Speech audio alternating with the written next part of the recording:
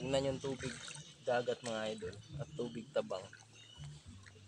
Parang nakalutang yung oil mga idol. Yan. So puntahan natin dito mga idol. Let's go mga idol.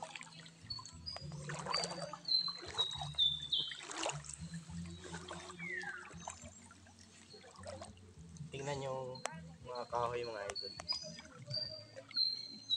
Yung pagatpat. Pagatpat yata yan tawag sa Bisaya mga idol. Mga idol.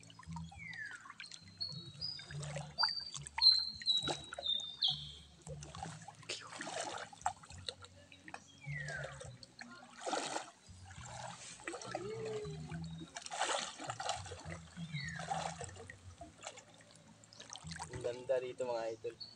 Tingnan nyo mga idol. Tingnan nyo sa kabila.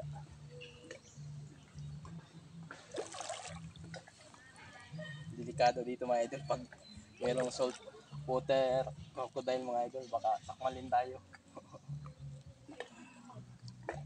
Tingnan nyo mga bato mga idol.